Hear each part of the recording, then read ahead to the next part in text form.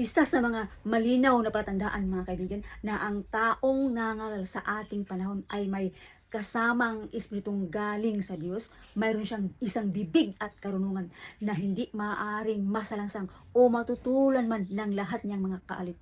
Gaya ng sinasabi ng Panginoon Hesus sa kanyang mga alagad, sapagkat bibigyan ko kayo ng isang bibig at karunungan na hindi maaaring masalangsang o matutulan man ng lahat ninyong mga kaalit. Atin pong ipagpatuloy ngayon mga kaibigan ang ating pag-aaral kung ano-ano po ang mga tanda na ang Espiritu ng Diyos sumasa tao na nangangaral sa ating panahon.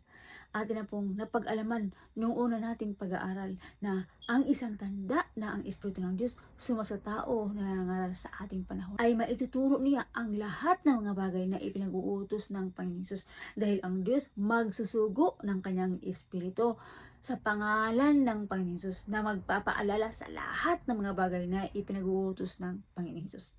Ngayon, ano pa ba ang iba pang tanda mga kaibigan na ang Espiritu ng Diyos sumasa tao na nangangaral sa ating panahon? Ngayon, atin pong alamin mga kaibigan na si Kristo po ay kapangyarihan at karunungan ng Diyos.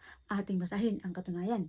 Ngunit sa kanila na mga tinawag, maging mga Hudyo at Griego man, si Kristo ang kapangyarihan ng Diyos at karunungan ng Diyos.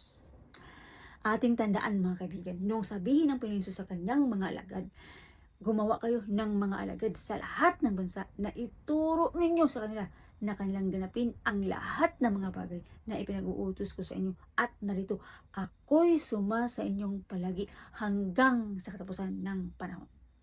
Kapag si Kristo ay suma sa tao na nangangaral mga kaibigan upang gumawa ng mga alagad, ibig sabihin ang taong yaon ay mayroong karunungan.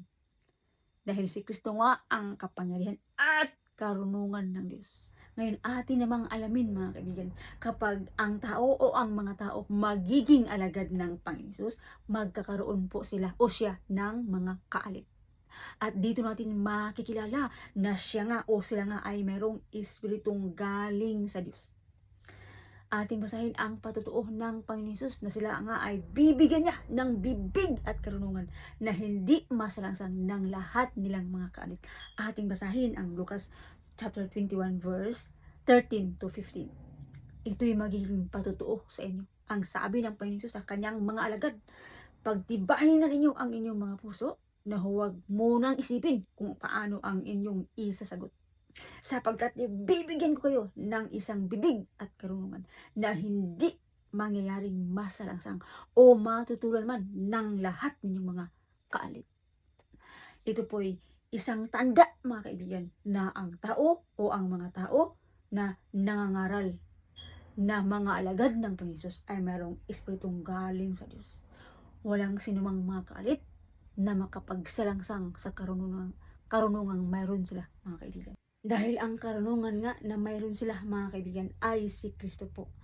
At si Kristo rin po ang nangako sa kanyang mga alagad na siya ay sa kanila hanggang sa katapusan ng panahon. Tandaan mga kaibigan, ang panahon hindi pa natatapos, ngunit ang kanyang mga alagad, ang kanyang mga apostolis ay patay na sa laman. Hindi na po sila masasamahan ng Panginoon Hesus hanggang sa katapusan ng panahon.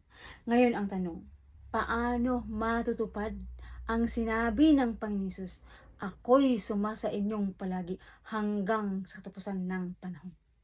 Ganito kasi mga kaibigan, nung sabihin ng Panginoon Hesus sa kanyang mga alagad o kanyang mga apostolis, ako'y suma inyong palagi hanggang sa katapusan ng panahon, hindi lang para sa kanila mga kaibigan, kundi pati ng kaniyang susuguin pa na mangaral pagkat matay nila mga kaibigan. Pagkamatay ng kanyang mga alagad, ng kanyang mga apostolis, mayroong susuguin pa ang Panginoon Hesus na mangaral hanggang sa katapusan ng panahon. At siya nga ay sa kanila mga kaibigan. Ngayon ang tanong mga kaibigan, bakit importante po na ating makilala siya na nangangaral na may kasamang Espiritu ng Diyos? Napaka-importante po mga kaibigan dahil nasa mga huling araw na po tayo. At pagka nasa mga huling araw na po tayo, ibig sabihin malapit na ang katapusan ng panahon. Ngayon, ating alamin mga kaibigan, kung ang Diyos magbubuhos ng kanyang espiritu upang ang kanyang mga anak na lalaki at mga anak na babae ay magsisipang-aral, ang kaaway man ng Diyos mga kaibigan, marami din siyang kakasangkapanin upang ang tao o ang mga tao ay maligaw, madaya at mapahamak. Ito kasi ang gawain ng kaaway ng Diyos na Diablo. Gusto niya ang mga tao mahiwalay sa Diyos at mamatay. Kaya ating basahin kung gaano sila karami. Sapagkat hindi kami gaya ng karamihan. Marami po mga kaibigan. Gaya ng karamihan na kinakalakal ang salita ng Diyos. Ilan sila mga kaibigan? Marami po. Itong mga sugo ng Diablo mga kaibigan, ang habol nila hindi ang kaligtasan mo, kundi ang kapahamakan mo. Tandaan, sa paghuhukom, huli na po ang lahat. Kapag ang kaluluwa mo mapahamak, hindi mo na po ito mababawi pa. Kaligtasan ng iyong kaluluwa ang nakasalalay dito. Huwag mong iasa sa iba, kundi alamin mo. Kilalanin mo siya na kinasangkapan ng Diyos sa ating panahon. Doon ka makinig. Tandaan mga kaibigan, sa araw ng paghukom, huli na po ang lahat. Wala na po tayong panahon na magsuri o magbago pa. Sapagkat tatanggap na ang bawat isa sa atin ayon sa kanyang mga gawa. Kaya ngayon pa lang, kumilos na tayo para sa kaligtasan ng ating mga kaluluwa.